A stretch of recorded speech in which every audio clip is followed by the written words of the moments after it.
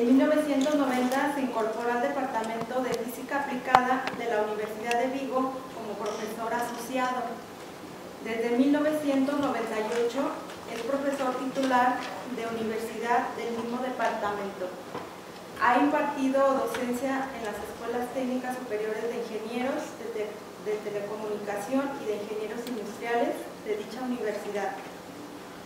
Desde 1990 es miembro del grupo de metrología óptica, con el que ya había colaborado como becario.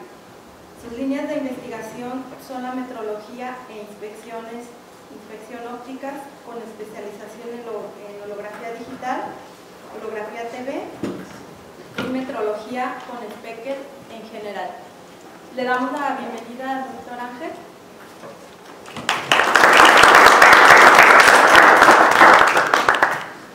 Buenos días a todos. Muchas gracias por asistir a la plática. Quiero dar, más que decir las gracias al CIO y en particular a la doctora Socorro por haberme invitado a participar en esta serie de seminarios. De lo que les voy a hablar es de cómo la interferometría holográfica ha ido evolucionando de analógica a la actual versión digital, y lo haré apoyándome en las distintas técnicas que nuestro grupo de investigación ha ido utilizando en los últimos 30 años aproximadamente, que es el tiempo que lleva trabajando en estas líneas y que existe, de hecho, nuestro grupo de metrología óptica allá en Vigo.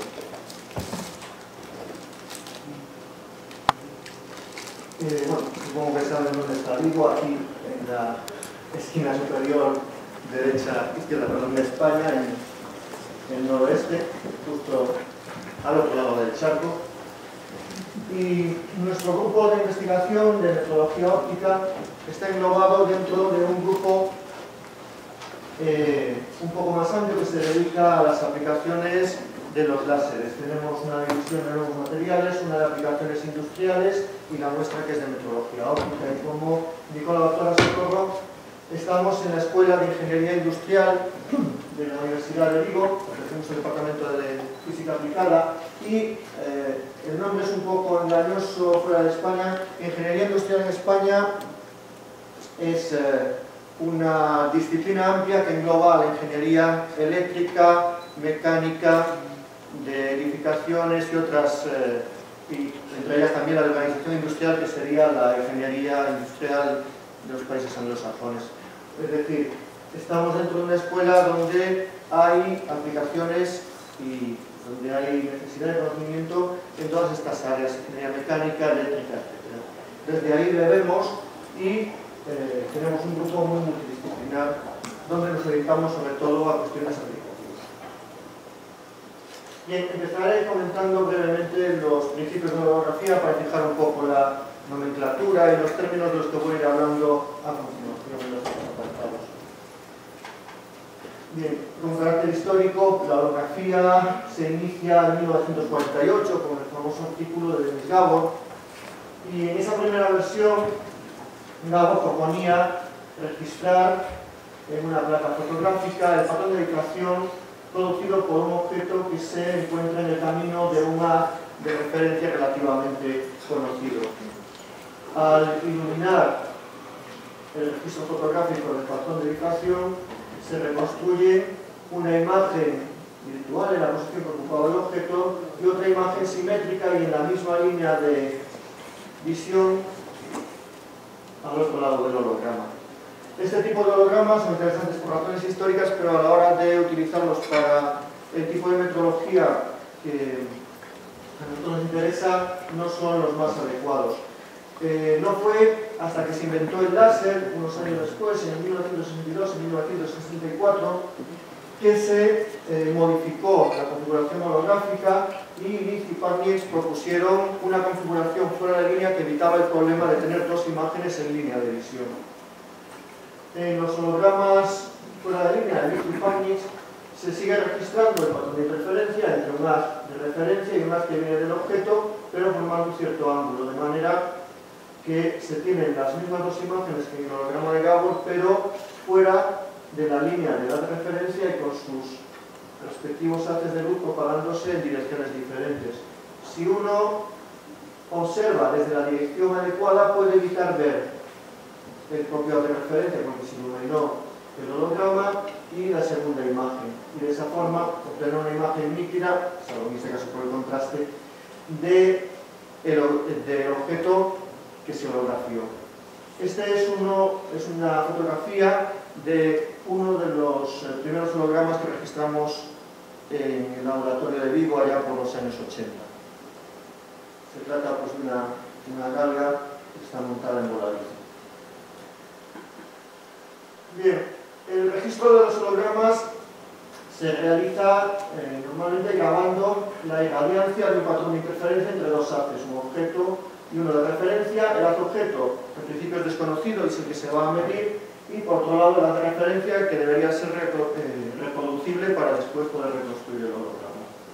Aquí le llamaremos R a la referencia o al haz objeto en lo que sigue. Para analizar los procesos de grabado, de registro y de reconstrucción de los hologramas, lo habitual es utilizar la teoría escalar de la difracción, y nos moveremos en esta presentación solamente en ese ámbito. No trataremos hologramas vectoriales, solamente hologramas en los que podemos asumir que tanto el haz objeto como el haz de referencia pueden ser descritos mediante una función escalar compleja que es su amplitud compleja. De esta forma, lo que se registra en el holograma, la irradiancia resultante de la interferencia de los dos haces, la podemos escribir simplemente como el cuadrado del módulo de la suma de las amplitudes complejas de los dos haces. Y al desarrollar esta expresión, uno se encuentra con que la puede escribir de esta manera, con cuatro términos, uno de ellos de irradiancia del haz objeto, otro de irradiancia del haz de referencia, y luego estos términos que son los más interesantes, que son productos cruzados de las amplitudes complejas del haz objeto y del haz de referencia, una de ellas conjugada. ¿Bien? Estos términos son los que luego nos permiten hacer las reconstrucciones y evaluar los haces. Esta irradiancia en el plano del holograma se puede grabar de muchas formas. Las más primitivas eran utilizar negativos fotográficos o positivos fotográficos. En ese caso hay una transparencia, una transmitancia máxima o una transmitancia mínima de la película que hay que tener en cuenta. Y en los métodos modernos de holografía digital lo que hacemos es simplemente registrar con una cámara un patrón numérico que es proporcional a estos cuatro términos, con lo cual también nos evitamos esta transmitancia residual, y luego comentaré en qué influye. Para reconstruir ópticamente un holograma, lo que se hace es iluminar el registro fotográfico del patrón de difracción con un haz igual al de referencia. El registro fotográfico funciona como una transmitancia de amplitud, y eso hace que detrás del holograma tengamos un nuevo haz que es el producto del haz de referencia original por esa transmitancia. Al realizar ese producto nos encontramos con que la amplitud compleja del haz que tenemos justo a la salida del holograma es el haz de referencia multiplicado por cada uno de los cuatro términos que habíamos mencionado. Al estudiar el significado de esos términos es cuando nos vamos a encontrar con la reconstrucción holográfica. Tenemos que el primero de ellos, la transmitancia máxima multiplicada por el haz de referencia, es simplemente una versión atenuada del mismo. Así que se trata solamente de un haz que se propaga según la dirección del haz de referencia sin experimentar difracción ni otro efecto, solo una pequeña atenuación. Es un haz residual. Este término de aquí es una especie de proyección de la imagen incoherente del objeto. Lo que tenemos es la suma de las irradiancias de los haces objeto y referencia que están modulando al haz de referencia en sí, que se está propagando. Así que este haz es simplemente una especie de proyección, como de una diapositiva, del registro del holograma. ¿Bien? Va a diverger un poco debido a la difracción, pero en general se propagará más o menos según la misma dirección que traía el haz de referencia. Todos estos términos son residuales y no nos interesan a la hora de medir el haz objeto. Los que son realmente interesantes son los dos últimos términos. Este de aquí lo que nos da es una reproducción del haz objeto. Esta es su amplitud compleja, es decir, una reproducción en amplitud pero también en fase, multiplicada por un factor que es real y que por tanto solamente modula un poco la parte de la amplitud. Como este haz tiene la misma amplitud compleja que el haz objeto, nos da lugar a una imagen en la misma posición que ocupaba el objeto desde la que se propaga este haz. Si el objeto estaba fuera de la línea de visión, el haz se propaga con el mismo ángulo. El último término es un poco más complicado, es otra imagen del haz objeto, esta vez conjugado, es decir, con la fase invertida, y está multiplicado por un factor complejo en el que interviene el cuadrado de la amplitud compleja del haz de referencia. Si el haz de referencia es divergente o convergente, esta amplitud compleja al cuadrado lo que va a hacer es cambiarnos la posición en la que se reproduce esta segunda imagen.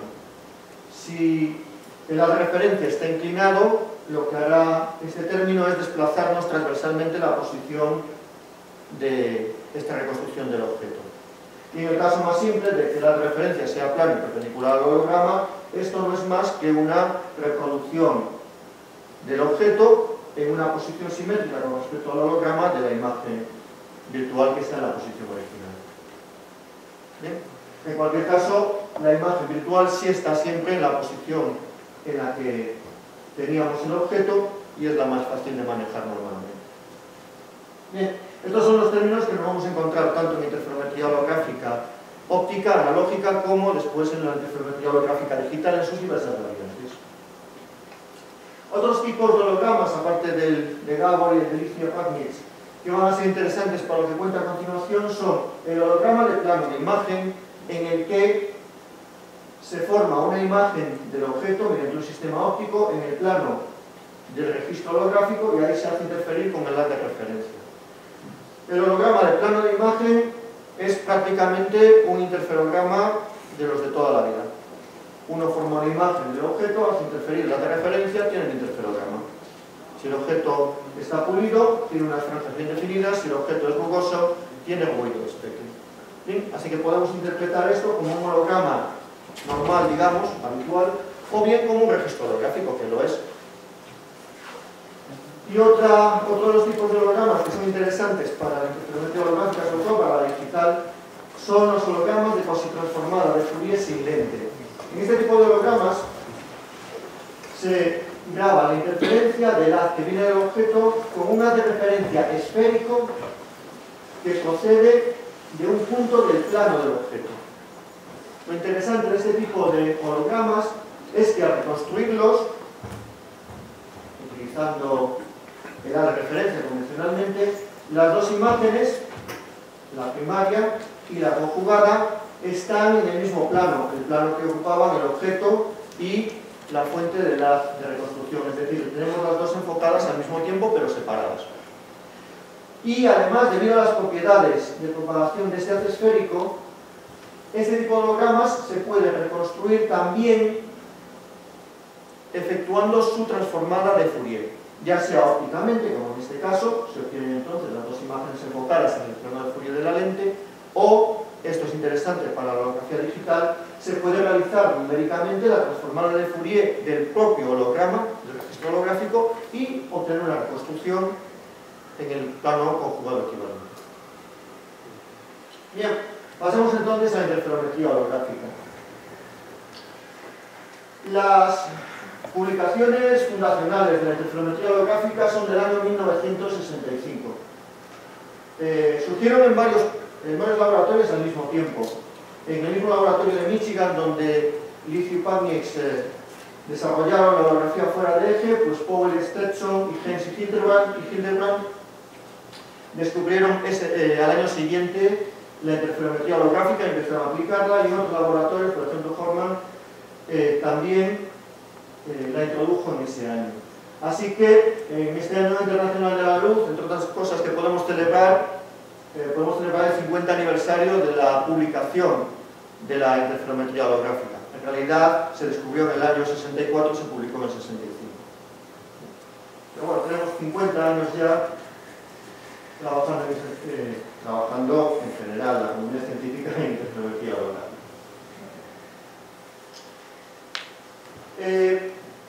Ya los primeros investigadores que realizaron registro holográfico con láseres se encontraron con que había un problema importante, y es que para producir una buena reconstrucción del holograma, el objeto tenía que permanecer perfectamente inmóvil hasta una fracción de la longitud de onda durante todo el tiempo de exposición. ¿Bien? Eso es un problema a la hora de obtener una imagen fidedigna del objeto. Si el objeto permanece inmóvil durante la exposición, cuando uno reconstruye el holograma, lo ve tal cual lo estaba viendo en el momento del registro. Pero si el objeto, por ejemplo, vibra en el momento de la exposición, cuando uno reconstruye el holograma, ve una serie de franjas, normalmente oscuras, aquí como si fuera normal debido al contraste de la pantalla, ve una serie de franjas en las regiones que más han vibrado. Para la reproducción de la imagen del objeto, esto es un problema. Pero claro, visto desde el punto de vista de un ingeniero, ¿dónde está el problema? Tengo una ventaja. Lo que estoy haciendo es viendo franjas de interferencia en un registro que he hecho, así que puedo usarlos para medir. Y ese fue el nacimiento de la interferometría holográfica. De cierto modo fue un accidente. Se encontraron con un problema que al final daba una ventaja. Podemos definir la interferometría holográfica como la relación de medidas mediante la interferencia, o bien de los haces que proceden de dos o más reconstrucciones holográficas de diferentes estados de un solo objeto que han sido grabados en el mismo holograma, o bien la interferencia de los haces que proceden, uno del objeto real y otro de una reconstrucción holográfica del mismo. En ambos casos, si hay una diferencia en el estado del objeto, vamos a ver franjas de interferencia. La ventaja que tienen las técnicas de interferometría holográfica frente a la interferometría clásica es que permiten trabajar con superficies ópticamente rugosas. Y eso, en aplicaciones industriales, es muy interesante. No es necesario pulir la superficie. La forma más simple de interferograma holográfico es el de doble exposición, en el que se impresiona, se expone la placa fotográfica dos veces. La primera en un estado del objeto, la segunda en un segundo estado del objeto. La placa holográfica entonces se revela, se ilumina con un haz similar al de referencia y eso nos da lugar a dos imágenes correspondientes a las dos exposiciones del objeto. Pero esas dos imágenes son coherentes. Es decir, cada una de ellas nos da lugar a un haz que se propaga a partir del holograma.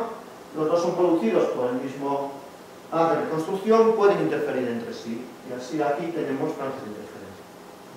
Por supuesto, seguimos teniendo los otros términos de la reconstrucción holográfica, así que tenemos una imagen virtual en la que vemos franjas de interferencia y una imagen conjugada real en la que también veremos franjas de interferencia. Aquí, por ejemplo, tenemos un interferograma holográfico de doble exposición reconstruido. Es una fotografía del mismo.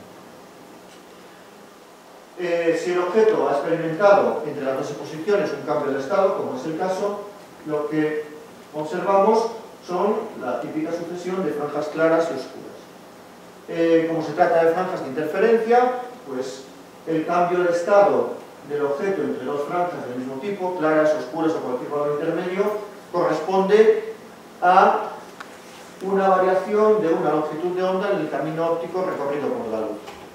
Relacionando el camino óptico con alguna propiedad del objeto, pues podemos hacer la medida. Otro tipo de interferograma holográfico muy habitual es el de promedio temporal, en el que se registra una única exposición del haz objeto, pero con el objeto en movimiento. En ese caso, cuando se reconstruye el holograma, se tiene una especie de imagen reconstruida borrosa, como cuando uno fotografía un objeto en movimiento. La diferencia es que en el holograma ese difuminado del objeto es coherente, es decir, corresponde a la superposición coherente de una sucesión de estados del objeto y por tanto también da lugar a franjas de interferencia. Ya no son franjas tan sencillas como las franjas sinusoidales de la doble exposición. Aquí tenemos una especie de promediado de las franjas claras, de las franjas oscuras, dependiendo de si el objeto vibra mucho o vibra poco, pero siguen siendo franjas que están separadas por estados entre los que el camino óptico ha cambiado una longitud de onda, y el perfil de las franjas suele seguir funciones de tipo Bessel, con lo cual tenemos que en las regiones donde la amplitud de vibración es pequeña, las franjas tienen contraste alto, y en las regiones donde la amplitud de vibración es más grande, las franjas tienen un contraste más bajo, pero siguen siendo útiles para medir, en este caso, las amplitudes de vibración del objeto durante la exposición. Uno de los grandes problemas de la interferometría holográfica clásica es que cada medida que se realiza consume una placa holográfica. Así que resulta caro realizar muchos experimentos sobre el mismo objeto. Una de las soluciones que se encontró para soslayar este problema es utilizar el holograma para registrar un solo estado del objeto, el estado de referencia, y luego reutilizar ese estado de referencia para medir con respecto a él otros estados del objeto. Esto es lo que se denomina interferometría holográfica en tiempo real. Tenemos el objeto presente y tenemos una reconstrucción del mismo superpuesta. Registramos el estado de referencia, dejamos el objeto en su sitio, nos vamos a revelar el holograma, volvemos a poner el holograma en la posición en la que estaba cuando grabamos la posición del objeto, lo reconstruimos y así tenemos una imagen virtual del objeto, una real por supuesto, y el objeto en su posición. La luz que viene del objeto y la luz que viene de la reconstrucción holográfica interfieren dando lugar a patrones de franjas como los anteriores. La diferencia es que aquí los estamos viendo a medida que ocurren. Si modificamos la posición del objeto, obtenemos unas nuevas franjas. Los equipos de interferometría holográfica en tiempo real utilizando placa fotográfica eran bastante voluminosos. Este es el que nosotros utilizamos en nuestro laboratorio durante todos los años 80, hasta los 90, en que nos cambiamos a la siguiente técnica que voy a indicar. Aquí se pueden ver nuestro objeto, que es la placa de los hologramas anteriores. Aquí está la placa holográfica, o un bloque en el que se reposiciona, y el sistema de observación, que es una cámara para poder procesar la imagen. Al observar a través del holograma, mientras lo estamos reconstruyendo, vemos al mismo tiempo el objeto y su reconstrucción holográfica. Y ahí tenemos las interferencias. El láser, por un lado, se colima para iluminar directamente el holograma y este se constituye la referencia. Por otro lado, se expande, se filtra espacialmente y se utiliza para iluminar el objeto, y ese es el haz objeto. Con los dos haces se registra el holograma, y con los dos haces, cuando el holograma está ya revelado, se reconstruye con el de referencia, y con el haz objeto se obtiene la imagen directa del objeto, que son las dos que interfieren. La interferometría holográfica en tiempo real también tiene sus problemas, y el más importante es el reposicionamiento. Para conseguir que el estado de referencia del objeto no produzca franjas, hay que situar el holograma después de revelarlo exactamente en la misma posición que ocupaba cuando fue registrado, hasta fracciones de longitud de onda. Y además el holograma no se puede haber deformado, cosa que a veces ocurre al revelarlo en la gelatina, durante el proceso de revelado y de manipulación. Así que es muy complicado obtener franjas de interferometría holográfica en tiempo real que no tengan algún tipo de error debido al reposicionamiento del holograma. Una solución que se desarrolló para evitar este problema es desalinear de forma deliberada y controlada el holograma. Introducir unas franjas regulares de interferencia en el interferograma y hacer la medida no directamente a través de las franjas, sino comparando los cambios de las franjas. Una de las formas iniciales de realizar esta comparación fue mediante la interferometría holográfica Moiré.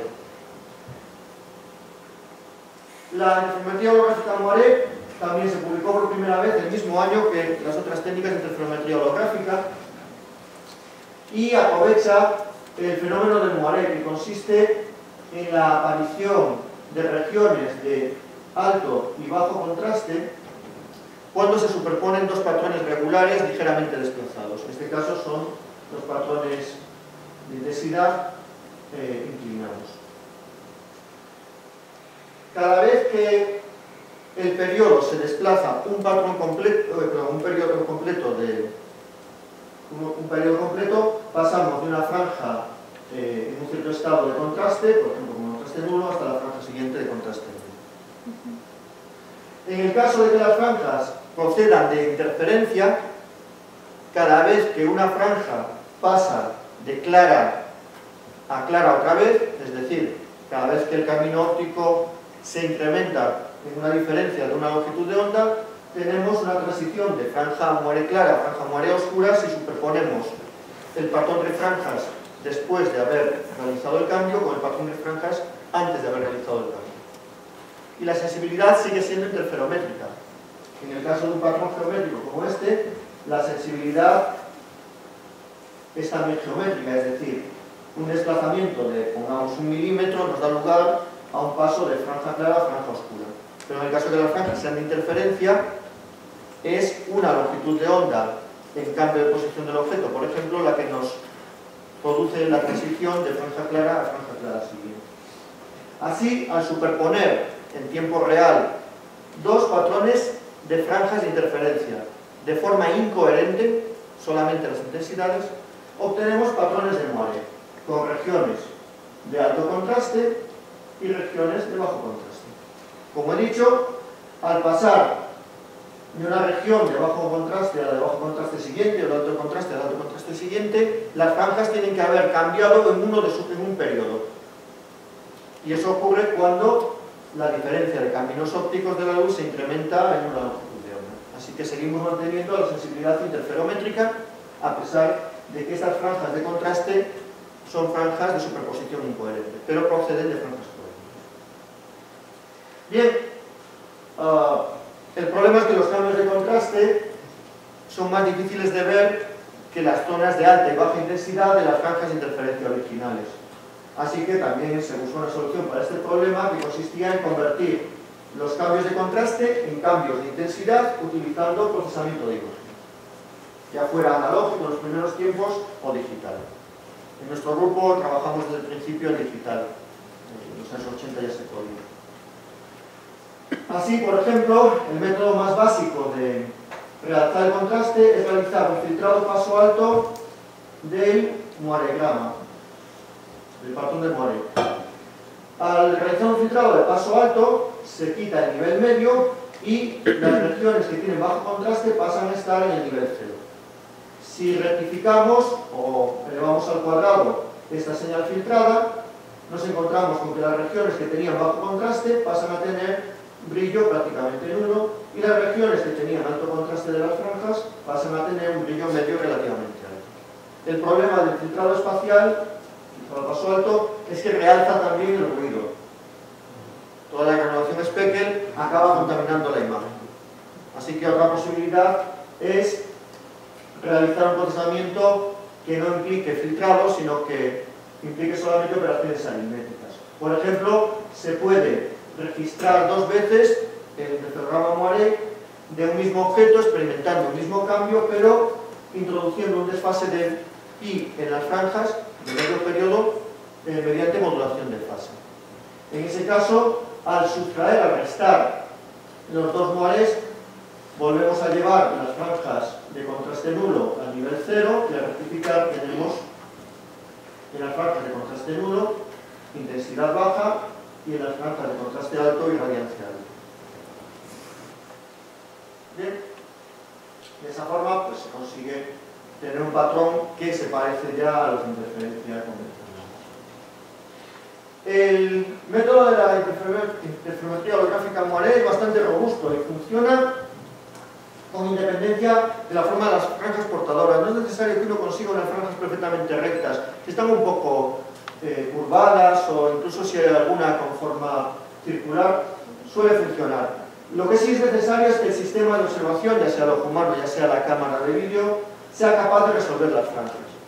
De hecho, en un caso extremo, uno puede sustituir el objeto del que registró el holograma por otro diferente y si el sistema de observación es capaz de resolver el patrón de interferencia resultante, aunque no sea siquiera regular, se siguen obteniendo buenos resultados del Moiré.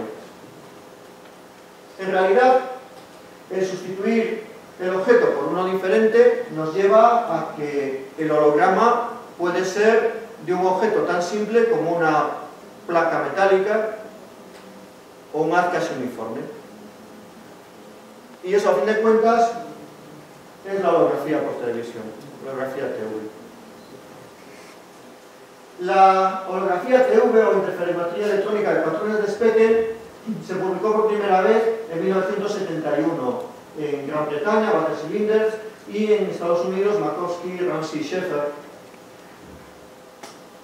Y básicamente es una especie de interferometría holográfica moiré con un haz de referencia o con un estado de referencia muy genérico. Cuando uno observa una imagen de un objeto rugoso, ópticamente rugoso, que está iluminado con luz coherente, ve lo que se denomina un patrón de Speckle, que es una sucesión de regiones claras y oscuras que resultan de la interferencia y por tanto son franjas de interferencia superpuestos con el fondo del objeto. La abertura del sistema óptico permite regular el tamaño de este Speckle hasta hacerlo resoluble, o si la abertura del sistema óptico es muy grande pasa a ser irresoluble. Bien, pero si este patrón es resoluble y se hace interferir con un haz de referencia, se tiene un holograma del objeto.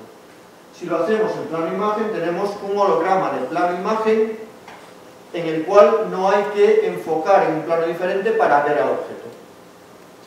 ¿Bien? Es decir, tenemos una especie de reconstrucción del objeto ya en el propio holograma. Ese holograma de plano de imagen, resultante de la interferencia del patrón de Speckle en una imagen del objeto y un haz de referencia, es, a fin de cuentas, un interferograma en plano de imagen que nos podemos imaginar como un interferograma holográfico en el plano de imagen, donde las franjas de interferencia son esta granulación Speckle que resulta de la interferencia del patrón original de Speckle con el haz uniforme. Así que estas pequeñas franjas aleatorias siguen siendo sensibles a los desplazamientos del objeto del orden de la longitud de onda y siguen teniendo un comportamiento periódico cuando el objeto modifica el camino óptico en una longitud de onda o en una fracción de ella. Por tanto, podemos aplicar las mismas técnicas que usamos para el moiré a este tipo de patrones. Mientras podamos resolver el Speckle, si hacemos vibrar, por ejemplo, el objeto mientras estamos grabando el interferograma de Speckle, tendremos una superposición incoherente de muchos de esos patrones aleatorios, pero con la fase cambiando por la vibración del objeto. Y obtenemos nuevamente regiones donde el contraste del Speckle es grande y regiones donde el contraste es pequeño. La diferencia o la variación de la diferencia de caminos ópticos entre las regiones del objeto que tienen un mismo estado de contraste, bajo o alto, vuelve a ser de una longitud de onda. Así que podemos utilizarlo para medir exactamente igual que la interferometría holográfica moiré, pero no hemos tenido que registrar fotográficamente en ningún momento. La holografía TV o interferometría electrónica de patrones de Speckle hace muy necesario el procesamiento de imágenes. Desde el principio se planteó con post-procesamiento de imágenes, análogo al principio, digital después, ya que con un patrón tan irregular como el de Speckle es muy complicado distinguir las regiones de alto y bajo contraste. Las técnicas de procesamiento, sin embargo, son las mismas que ya se estaban utilizando para la interferometría holográfica moiré. Podemos filtrar paso alto, el patrón de Speckle interferométrico, llevamos a cero las zonas de bajo contraste, rectificamos o detectamos cuadráticamente y tenemos franjas oscuras donde teníamos regiones de bajo contraste, franjas claras donde teníamos regiones de alto contraste. Con presencia de Speckle, el realce del ruido por el filtro paso alto es todavía mayor que en los hologramas, que los interferogramas holográficos moiré. Así que la técnica de filtrado es complicada de utilizar para tener buena visibilidad. Sin embargo, las técnicas de sustracción es exactamente igual que en la interferometría holográfica moiré, con un cambio de fase entre los dos registros del espectrograma, en este caso, nos dan franjas parecidas a las de interferencia, con buen contraste, muy oscuras las correspondientes a las zonas de bajo contraste del Speckle y muy claras las de alto contraste. separación entre franjas correspondiente a estados que hacen cambiar la longitud del camino óptico en una longitud de onda y por tanto sensibilidad interferómetri. También se puede obtener franjas en holografía TV restando directamente los espectrogramas correspondientes a dos estados del objeto. Los patrones de interferencia, el haz de referencia y el haz objeto en dos estados, sin hacer que el objeto vibre entre ellos. En ese caso se obtienen unas franjas también muy contrastadas, no son franjas de interferencia, sino franjas de correlación que nos representan las variaciones del patrón de Speckle interferométrico de uno a otro interferograma y que siguen siendo sensibles a variaciones del orden de la longitud de onda. Vuelven a ser una especie de moiré, pero en este caso un moiré sustractivo en vez de un moiré aditivo, en vez de sumado. Los equipos de holografía TV, al no tener la placa holográfica y trabajar solamente con la cámara, son relativamente simples de compactar. Este es el que utilizamos nosotros a lo largo de los años 90, donde la mayor parte de los caminos van por fibra óptica y solamente se juntan en un cabezal relativamente compacto comparado con aquel tipo de holografía, interferometría holográfica en tiempo real que teníamos anteriormente. De hecho, todo esto se puede compactar mucho hasta tener pues, un equipo prácticamente portátil. Eso sí, hay que darle estabilidad con un buen trípode porque las vibraciones nos van a dar lugar a perturbaciones importantes con la sensibilidad. Este es un equipo de mediados de los años 90 y bueno, el procesamiento todavía era un poco voluminoso. Tanto en holografía TV como en interferometría holográfica, como en interferometría holográfica moiré, si uno quiere tener una salida cuantitativa en valores numéricos en lugar de tener unas franjas que van cambiando de claro a oscuro y contorneando, puede utilizar técnicas de desplazamiento de fase como en la interferometría clásica. Las franjas, aunque sean de correlación, franjas que no son directamente interferencias, sino que se tienen directamente, son sensibles a la fase del haz de referencia. Así que introduciendo desfases en el haz de referencia, uno puede hacer que las franjas cambien de posición, aunque no de forma, y aplicando algoritmos de evaluación de fase, recuperar mapas de fase óptica que luego puede relacionar pues, con algún tipo de magnitud, posición del objeto, deformación, índice de refracción, etc. Las técnicas de desplazamiento temporal de fase, tanto aquí como en interferometría clásica, tienen el inconveniente de que el estado del objeto tiene que ser estable o por lo menos repetible para todos los pasos del desplazamiento de fase. Así que, tanto para interferometría convencional como para técnicas holográficas, se introdujeron distintas soluciones. Una de ellas es introducir una portadora espacial, unas franjas superpuestas a las que se quieren medir y luego utilizar o bien técnicas de desplazamiento de fase espacial o bien el método de la transformada de Fourier para evaluar todo el holograma o todo el patrón de golpe. El método de la transformada de Fourier es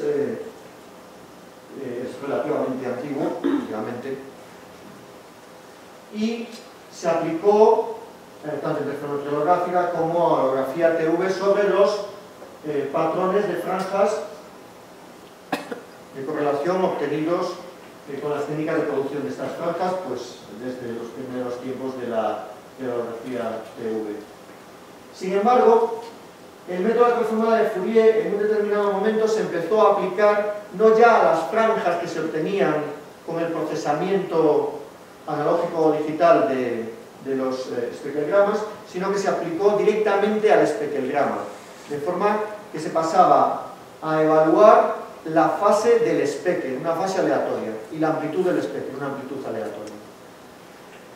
Esta aplicación del método de transformada de Fourier de esta forma a la holografía TV se realizó relativamente tarde, en 1996.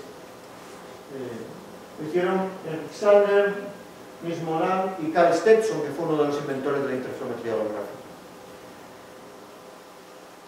La holografía TV transformada de Fourier, entendida de esta manera, consiste en formar una imagen del objeto ópticamente rugoso en un plano imagen. Ahí tenemos un patrón de espectro. Lo hacemos interferir con un haz de referencia que está inclinado con respecto a la dirección de propagación del haz principal, y eso nos da lugar a la aparición dentro de cada grano de Speckle de una serie de franjas regulares que constituyen una señal portadora. Si uno calcula la transformada de Fourier de la irradiancia de estos espectrogramas, la presencia de la portadora hace que el espectro se desplace lateralmente. El método de la transformada de Fourier consiste en aislar uno de estos dos lóbulos, que nos da una especie de recuperación de una señal analítica, una señal compleja que nos representa a la señal original, y al calcular la transformada inversa volvemos a este plano, pero obtenemos un resultado complejo, unos valores complejos, cuya amplitud nos representa pues, la amplitud del espectrograma, y su fase nos representa la fase de los espectros. Si en el interferograma de Speckle hemos registrado dos estados del objeto, o un objeto que estaba vibrando, en su amplitud nos van a aparecer las franjas que nos aparecerían en interferometría holográfica convencional. Y si el objeto no se ha movido, podemos repetir el proceso para dos estados del objeto. Las intensidades no tendrán franjas, pero las fases habrán cambiado. La fase del Speckle tiene una distribución aleatoria, pero estable. Si nosotros modificamos la posición del objeto, la fase del Speckle cambia de forma perfectamente predecible. Así que, restando las fases correspondientes a los interferogramas de Speckle de los estados determinados, podemos obtener un mapa de variación de la fase entre esos dos estados, que nos dice cómo ha cambiado el estado del objeto, cómo ha cambiado su posición, cómo se ha deformado, cómo ha cambiado el índice de refracción, etc., dependiendo de qué sea lo que ha producido el cambio de estado. En este caso, por ejemplo, pues se trata del desplazamiento de una superficie inducido por una onda que se mueve sobre ella. Podría ser cualquier cosa. Bien, lo interesante de esta forma de aplicar la transformada de Fourier, el método de la transformada de Fourier a los interferogramas de Speckle, es que tiene mucho más de holografía de lo que parece a primera vista. Aquí la he descrito como una evaluación de la fase de un interferograma, pero podemos verlo de otra manera. Cuando hacemos interferir el haz que viene del objeto a través del sistema óptico con un haz de referencia, en este caso un haz de referencia puntual que parte de un punto de la pupila del haz, ese interferograma que resulta lo podemos entender como un holograma de cuasi transformada de Fourier sin lente, no del objeto sino del plano donde está la abertura. Cuando hacemos la transformada de Fourier, lo que estamos haciendo es reconstruir el holograma en el plano de la abertura, así que obtenemos las dos imágenes, la normal y la conjugada del diafragma del sistema. Cuando aislamos una de ellas, lo que hacemos es mirar hacia ella. Centramos nuestra atención solamente en una de las dos imágenes holográficas. Y cuando hacemos la transformada de Fourier inversa, lo que estamos haciendo es volver a este plano. Es decir, estamos estudiando cómo se propaga la luz desde esta parte, esta imagen de la abertura, hasta el plano. Estamos como enfocando, pero numéricamente. Y al final acabamos teniendo pues, una reconstrucción en amplitud y fase del haz objeto que pasó por esa abertura. ¿Sí? Así que, en cierto modo, esta forma de aplicar el método de la transformada de Fourier a la interferometría electrónica de patrones de Speckle es una forma de holografía digital. Estamos reconstruyendo numéricamente un holograma de plano de imagen y lo hacemos observando a través de una de las dos imágenes de la abertura. Esta misma idea, reconstruir numéricamente en un determinado plano y luego propagar a otro, es la idea básica de la holografía digital y de la interferometría holográfica digital. El término holografía digital puede ser un poco engañoso, tiene dos acepciones. Una es generar numéricamente un holograma, imprimirlo de alguna forma en película fotográfica o en film transparente y luego reconstruirlo ópticamente, y la otra acepción, que es la que nos interesa en este momento, consiste en registrar y digitalizar un holograma producido ópticamente, un patrón de interferencia, y luego reconstruirlo haciendo cálculos. Bien, esta es de la que vamos a hablar, no la otra. La holografía digital en realidad se demostró hace mucho. El primer artículo probablemente de reconstrucción digital de hologramas es el de Goodman y Lawrence de 1967, en el que reconstruían un holograma de transformada de Fourier sin lente utilizando una PDP-6, me parece que es un computador bastante primitivo. Luego mejoraron un poco la técnica con Rob, Merjakov y Jaroslawski en el 72, también con hologramas de transformada de Fourier, y en el 74 de Metropolis y Mitra lo aplicaron también a reconstrucción digital de hologramas a hologramas de tipo Lizard-Kupatnieks ahí hacia 1974. El problema en esta década es que los computadores no tenían la potencia suficiente para hacer que el método de la holografía digital fuera práctico a la hora de realizar medidas. Así que quedó toda la idea un poco en hibernación hasta que la redescubrieron o la reflotaron Snare y Jubner en el año 1994. Y lo que es más interesante, ya con los computadores de los años 90 pudieron aplicarla a realizar medidas de interferometría holográfica digital. Es la misma época en la que en Suecia pues habían desarrollado la holografía TV con transformada de Fourier que mencioné antes. En la interferometría holográfica digital, igual que en la analógica, se registra la interferencia de un haz objeto y un haz de referencia, de los que resulta un patrón. Se elige una región donde las franjas estén lo suficientemente separadas para que las pueda resolver una cámara de vídeo o una cámara digital, y se guarda el resultado numérico de la irradiancia en ese plano. Se muestrea con un cierto tamaño de píxel en una cierta región limitada, el tamaño del sensor, y se obtiene una serie de valores numéricos que vamos a interpretar pues, como una función de transmitancia igual que en el otro caso. Tenemos nuestros cuatro términos, y para reproducir el holograma, en el caso de la holografía óptica, utilizábamos un haz como el de referencia. En la holografía digital lo que hacemos es lo mismo. Tomamos la amplitud compleja del haz de referencia que debemos conocer, la multiplicamos por la transmitancia que hemos registrado, y eso nos da una expresión numérica de la amplitud compleja del haz reconstruido en el plano del holograma.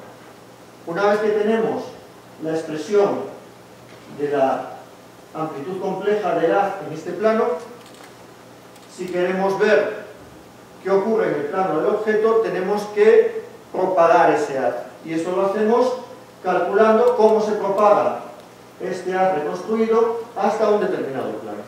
Y eso lo hacemos utilizando la teoría escalar de la difracción, como mencionaba al principio, en el caso más nuevo. Lo habitual es utilizar la fórmula de Rayleigh-Sommerfeld, aunque algunos autores utilizan la de Fresnel-Kirchhoff. En aproximación, las dos nos van a dar prácticamente lo mismo.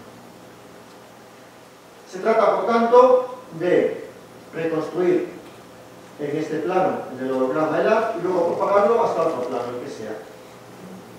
El resultado pues, son los términos de los que habíamos hablado: un haz correspondiente al haz objeto, un haz correspondiente al haz objeto conjugado, que en el plano de reconstrucción, si es el del objeto, estará desenfocado, y luego los restos de la de referencia que se están propagando por la parte de más baja frecuencia espacial.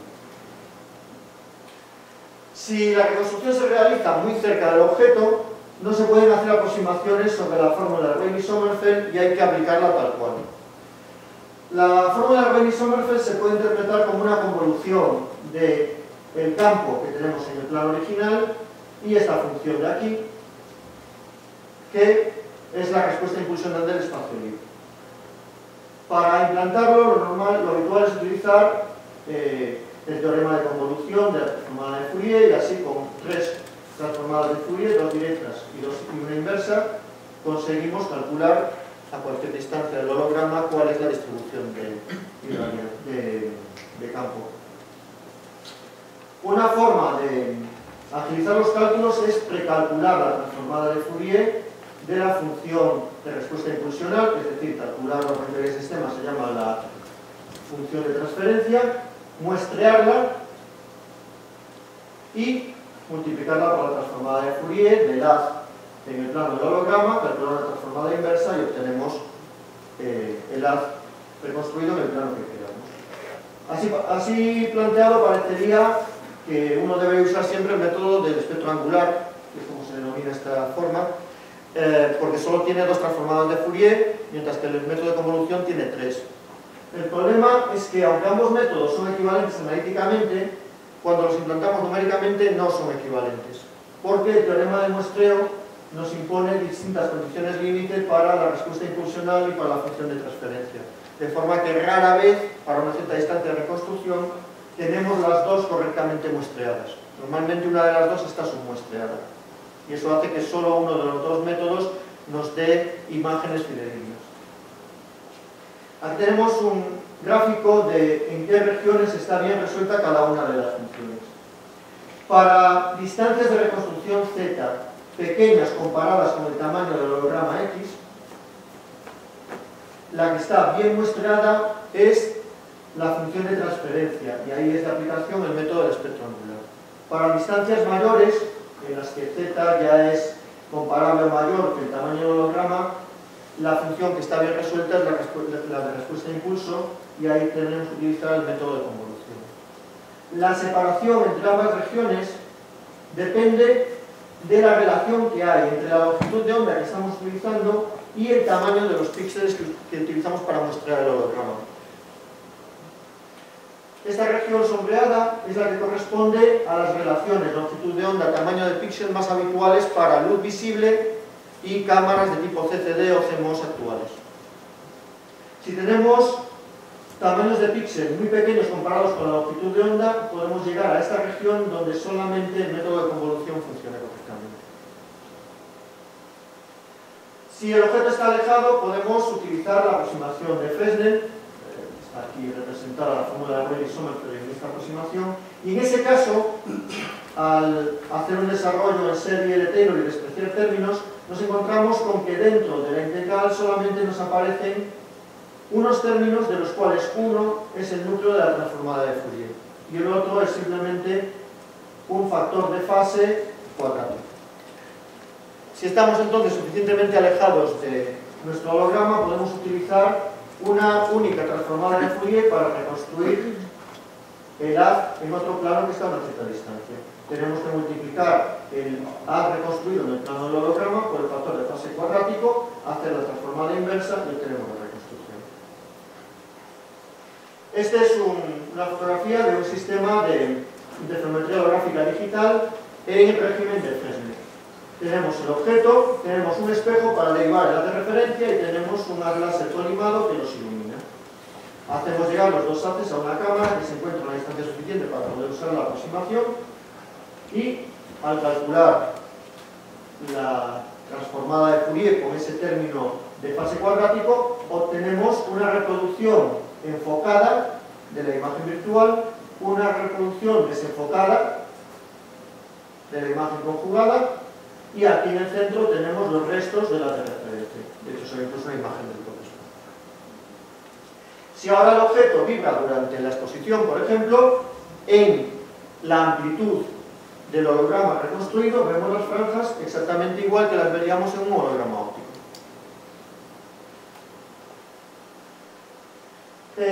Otra forma de implantar la interferometría holográfica digital es utilizando los hologramas de cuasitransformada de Fourier sin lente.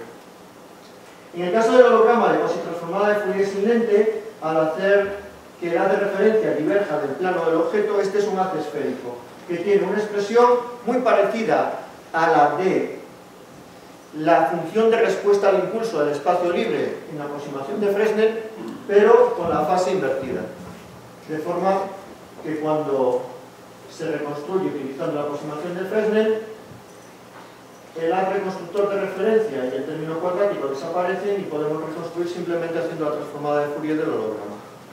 No tenemos siquiera que multiplicar por un factor de fase cuadrático complejo, sino que hacemos la transformada de Fourier del holograma, que es una función real, de números reales. Y eso nos ahorra tiempo en la transformada y problemas. Bien. Aquí tenemos la reconstrucción de un holograma de este tipo donde se ve que las dos imágenes están enfocadas al mismo tiempo, como corresponde a un holograma de pose transformada de Fourier. En este caso teníamos el objeto vibrando, así que se trata ya de un interferograma holográfico digital en el que vemos nuevamente las franjas correspondientes al modo de vibración. En nuestro grupo estamos utilizando una variante de la interferometría holográfica de transformada de Fourier sin lente, que le llamamos método híbrido. En lugar de poner el haz de referencia en el plano del objeto, lo que hacemos es traer el objeto virtualmente al haz de referencia. Así que formamos una imagen del objeto en un determinado plano. Ahí lo viñeteamos con una abertura, hacemos diverger el haz de referencia de ese plano, con lo que tenemos el holograma de transformada de Fourier, lo muestreamos, lo digitalizamos, le calculamos la transformada de Fourier y obtenemos una reconstrucción en este plano. Como ahí teníamos una imagen del objeto, ahí vemos el objeto, medimos su fase, etc. Al tener tan controlada la posición de la de referencia, podemos diseñar la abertura y la posición de la de referencia con respecto a ella, de manera que cuando hagamos la reconstrucción siempre estén completamente separadas las imágenes reconstruidas del objeto y los términos de componente continuo, los residuos. De forma que no vamos a tener contaminación de nuestras reconstrucciones con restos del arte. El sistema se puede compactar fácilmente y se pueden diseñar distintos tipos de abertura que cumplan la condición de separación espectral. Depende de qué relación de aspecto quiera uno y de cuántos píxeles esté dispuesto a sacrificar. Al final se obtiene un cabezal muy compacto, donde el haz de referencia está dentro del cabezal, no hay nada en el lado del objeto, es muy parecido a un ESPI, y lo que uno obtiene al final es más o menos la cuarta parte del holograma, como mucho, como reconstrucción útil. En el centro están los términos correspondientes a los residuos de gas. Esto se puede utilizar igual que el ESPI, la interferometría de la holografía TV con transformada de Fourier, se puede utilizar tanto fijándose en la amplitud. Si el objeto vibra, tenemos franjas en la amplitud de la reconstrucción que nos dicen cómo ha vibrado, como fijándose en la fase, calculando diferencias entre los hologramas. Y ya para finalizar, mostraré un par de ejemplos de cómo utilizamos estas técnicas para medidas de tipo industrial en nuestro laboratorio. Uno de nuestros campos de interés es el uso de ondas acústicas superficiales, medidas con láser para realizar ensayos no destructivos. Trabajamos con ondas de tipo Lamb y Rayleigh, que tienen típicamente del orden de 5 nanómetros de amplitud, longitudes de onda del orden de 3 nanómetros, frecuencias del orden de 1 MHz, y hacemos la medida a una distancia aproximada de 2 metros, por limitaciones de la potencia del láser. Para introducir las ondas utilizamos normalmente también palpadores piezoeléctricos acoplados mediante cuña para introducir la onda en la superficie del material por ángulo límite. Ponemos defectos, normalmente en la cara que no se ve, y luego intentamos detectarlos por la cara opuesta. Para ondas tan rápidas, el sistema que utilizamos es un sistema de holografía TV o de interferometría holográfica digital pulsado, donde tenemos un láser de doble cavidad que dispara 2 pulsos muy rápidamente, y ese lo utilizamos para eliminar el objeto y luego guiamos por fibra óptica el haz de referencia, de forma que tenemos un sistema más o menos manejable. Es este sistema de aquí. El láser ocupa mucho porque es pulsado, pero el cabezal está simplemente unido por una fibra óptica y es amovible. Este es el cabezal de holografía TV, donde la imagen se forma en el sensor, y este es el cabezal de holografía digital, donde la imagen se forma a una cierta distancia del sensor y luego el sensor está en el campo de difracción. Cambiando un poco el procesamiento como indicado, con las dos se obtienen resultados prácticamente idénticos. Para poder medir esas ondas, lo que hacemos es utilizar 2 hologramas separados, registrados con pulsos de luz que iluminan la superficie en 2 instantes en los que la onda ha provocado el máximo desplazamiento posible. De esa forma conseguimos la mejor relación señal-ruido posible. Intentamos medir el desplazamiento de la superficie lo más grande posible para que los ruidos no nos afecten en exceso. Reconstruimos los hologramas con transformada de Fourier. En el módulo podemos ver cómo es la superficie, dónde está la cuña, etc. Y la diferencia de los argumentos de las fases de los dos hologramas es la que nos da el desplazamiento de la superficie. Jugando con la temporización podemos estudiar cómo la onda va evolucionando a medida que avanza sobre la superficie y así detectar fenómenos como difracción, dispersión o resonancia, que son los que nos permiten localizar defectos. En este caso, por ejemplo, con un agujero ciego en la cara opuesta, al ir tomando pares de hologramas cada vez con un retardo mayor, podemos ver cómo la onda se propaga, pasa sobre el defecto y aparecen pues, fenómenos de scattering, difracción e incluso un poquito de resonancia. Este es el mapa de fase óptica. Como tenemos ahí una frecuencia espacial y al mismo tiempo la onda está cambiando en el tiempo, podemos aprovechar esa periodicidad, ya que es una onda, para hacer evaluación de fase. Usamos el método de la transformada de Fourier aplicado a la onda acústica, igual que a la óptica. Y así podemos medir la amplitud de la onda acústica o su fase o un desplazamiento instantáneo filtrado, lo cual nos da distintas formas de ver la misma información. En el caso de efectos de dimensiones relativamente grandes y con diferencias de espesor en la placa, como nuestras ondas, las superficiales son bastante dispersivas, podemos detectar objetos fijándonos en cuál es el número de onda local. Si la onda viaja rápido o lento por una determinada parte del material.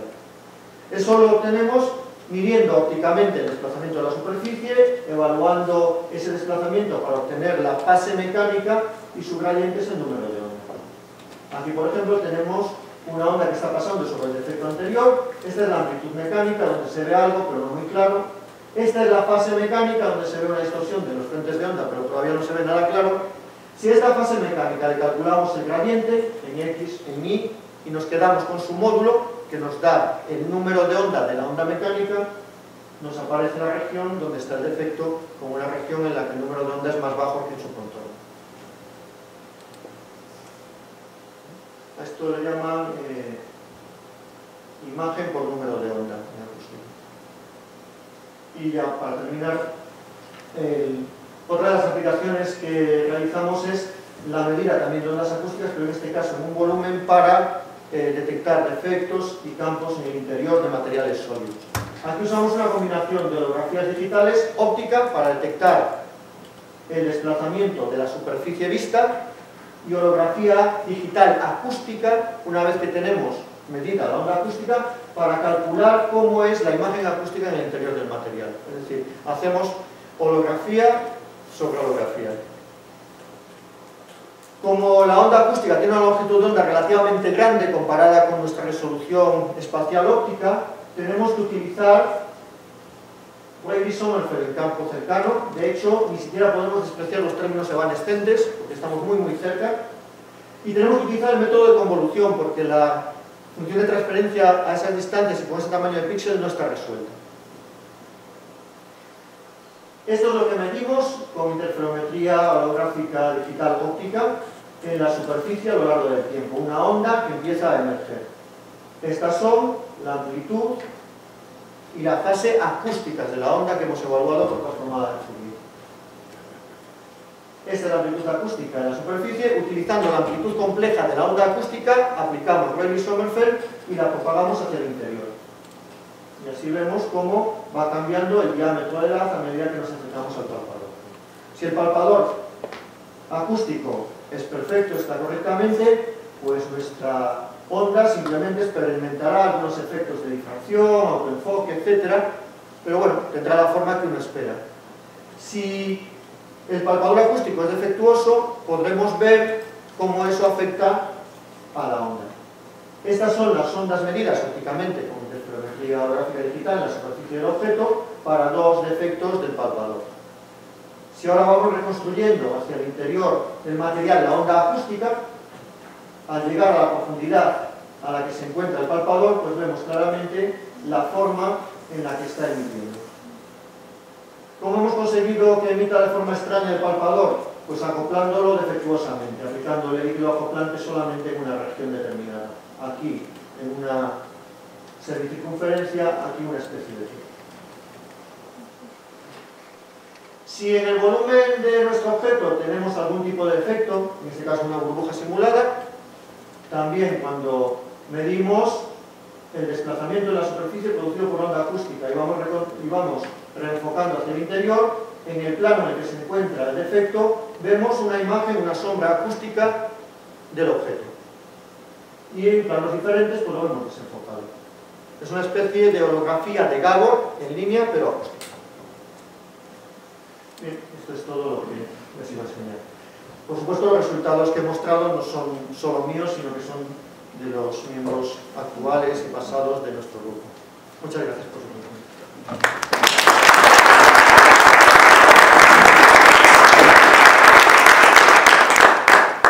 ¿Tienen alguna pregunta, comentario? A ver.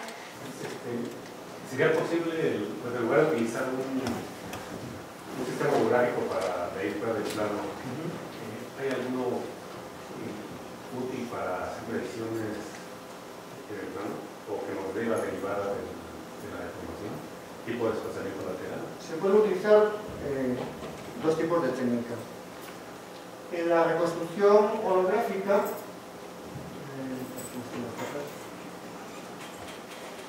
tenemos tanto la amplitud como la fase del espeque. Entonces, no sé si consigo llegar.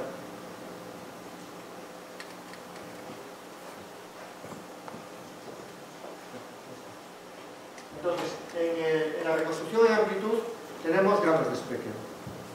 Si nuestro desplazamiento transversal es suficientemente grande, se puede aplicar a esta reconstrucción de la amplitud técnicas de fotografía digital o de correlación de imagen para medir desplazamientos muy grandes, de orden de la micra o de orden del tamaño del píxel, o pongamos que hasta la décima del tamaño del píxel sería detectable. Si no, se pueden utilizar sistemas con iluminación múltiple. Uno puede iluminar desde varias direcciones con haces incoherentes, o sea, incoherentes entre sí.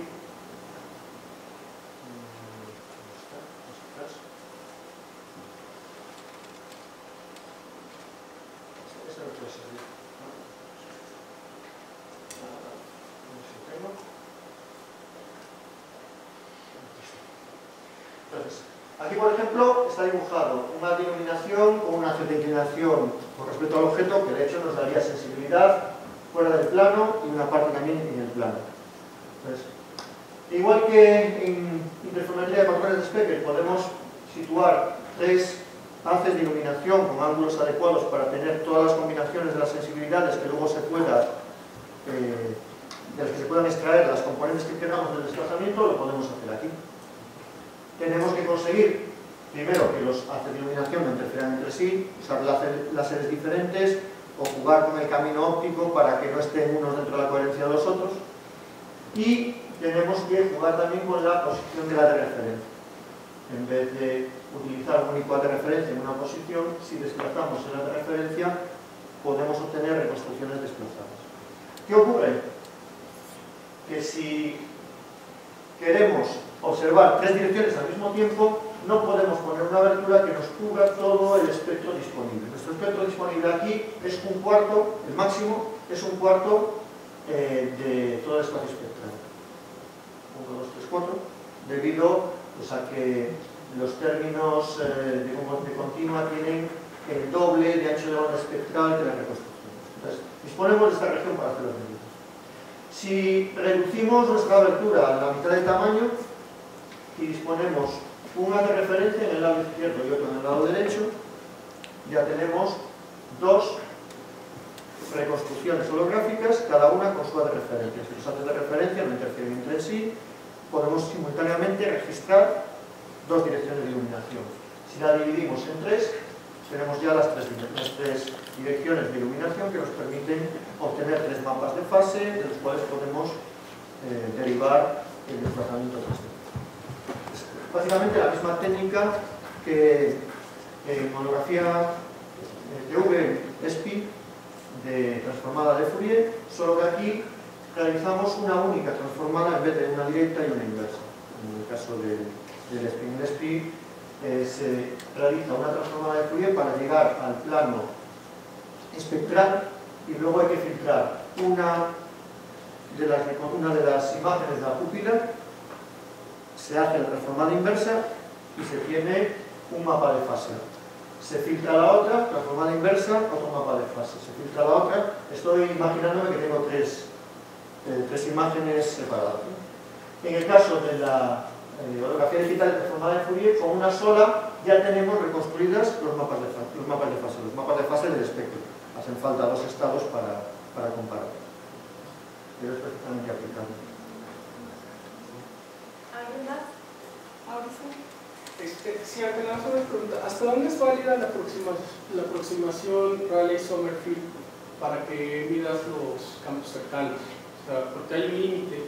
Si te vas más allá vas a empezar a ver ondas evanescentes y entonces ya la aproximación no es válida. Sí. ¿Cuál es tu rango? En el caso de la holografía óptica, no lo hemos observado experimentalmente, la longitud es demasiado corta. Pero en la acústica sí que hemos observado que por debajo de unas 8 o 6 longitudes de onda, para el tamaño de píxel que tenemos, hay que tener en cuenta ya los términos evanescentes. De hecho, lo hemos tenido que hacer, como indicaba aquí, bastante paralelo porque es la acústica.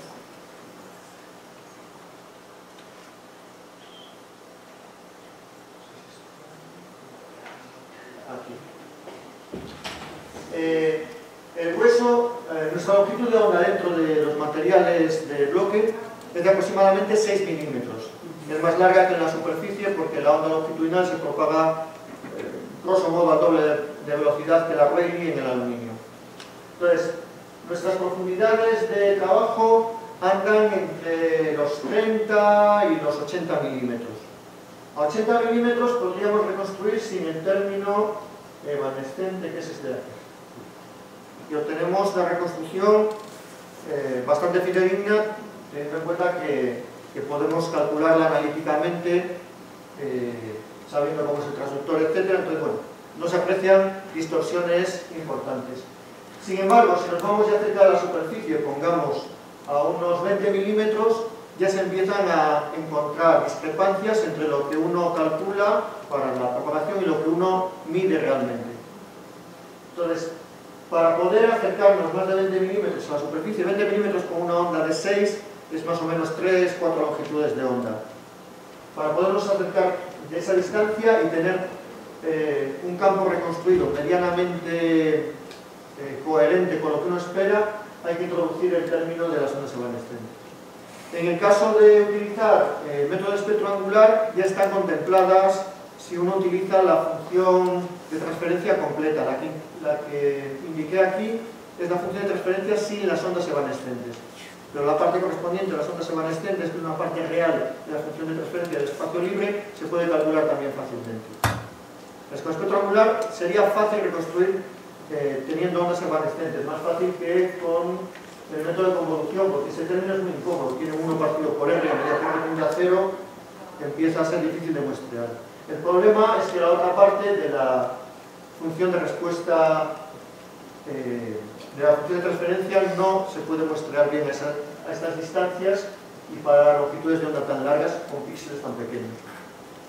Entonces tenemos que recurrir al método de convolución, introducir el término de ondas evanescentes y trabajar con él hasta donde podemos. Que normalmente es dar resultados relativamente razonables hasta aproximadamente una décima de longitud de onda de la superficie.